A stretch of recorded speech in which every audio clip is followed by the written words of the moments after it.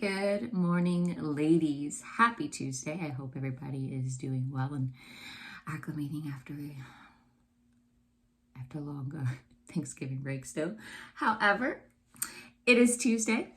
We are on week 3, day 2 of Journey to Freedom, a Daily Grace Code Bible devotion, a study on the life of Moses.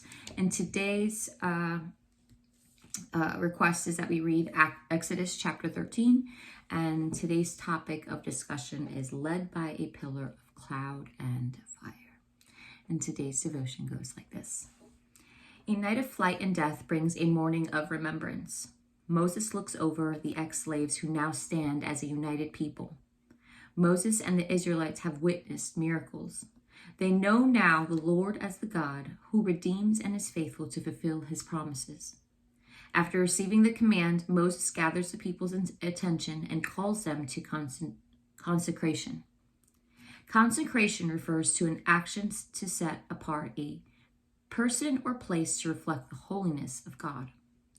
This concept is familiar to Moses as he's witnessed the holiness of God on Mount Horeb, referenced in Exodus chapter 3, verse 5. There, the ground upon which he stood was consecrated for the Lord. With first-hand experience of the Lord's power, Moses has more confidence now to speak to God's messages. He does not use Aaron as his mouthpiece, but has learned to rely on divine ability.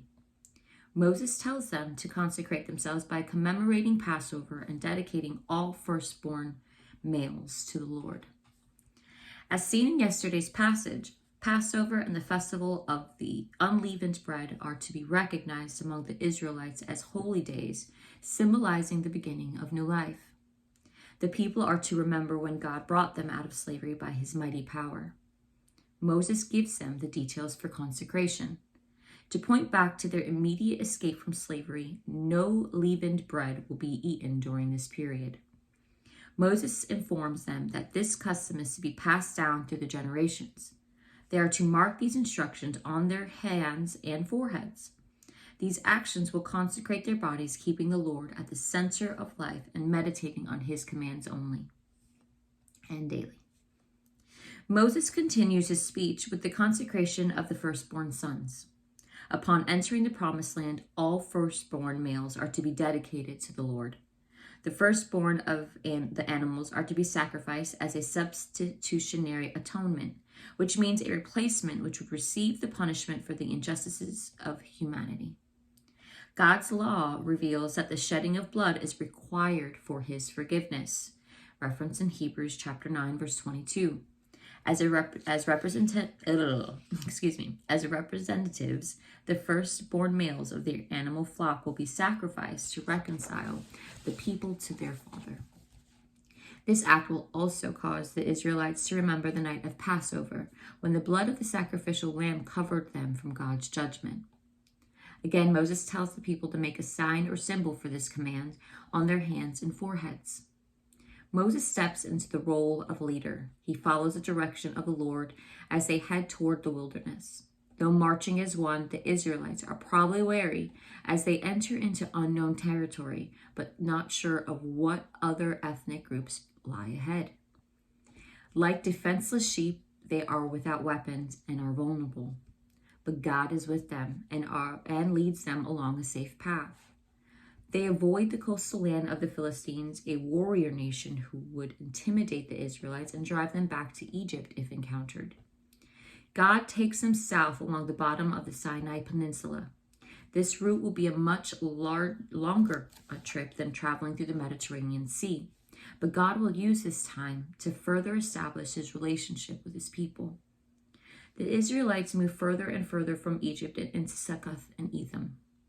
Here, they pitch campsites to rest from the day's journey. Whether the Israelites are asleep or awake, God resides among them. He appears to them clothed in a pillar of cloud during the day, of fire, and at night. His full glory would consume them otherwise, but God desires to be with his people. A magnificent sight for the Israelites. The cloud and fire not only continue to emphasize the power of God, but also provide comfort during the time of uncertainty. Today's passage highlights the themes of holiness, worship, and God's abiding presence. Now, free from bondage, the Israelites come into relationship with the true God. We see that structures are necessary to maintain this freedom.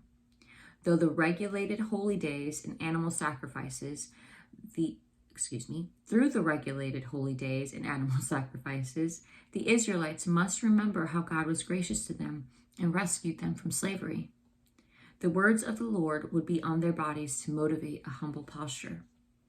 Moses leads the Israelites in these ways of consecration to pursue holiness and worship. This consecration is made perfect in Jesus as a true substitutionary atonement for sin. Carrying our faults and standing in our places for judgment, he represented God's people. As the perfect human, his sacrifice was final. When we put our faith in him, the work of Jesus consecrates us to the Lord by declaring us righteous or faultless to God's law.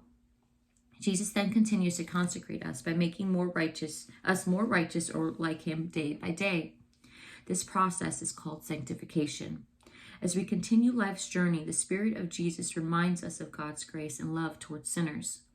Like God's abiding presence in the cloud of fire, Jesus never leaves us to pursue holiness by ourselves. And through spiritual disciplines like scripture, memory, and devotion, we engage in consecration by regularly meditating on his word. That was a lot for today. It was good stuff, though. Never leaves you or forsakes you. He definitely carries you through. So today, 3 questions, and I'll be sure to post it at the bottom of the video. But first question is, in what ways does Moses show godly leadership in this passage? Second is, how does consecration lead to worship?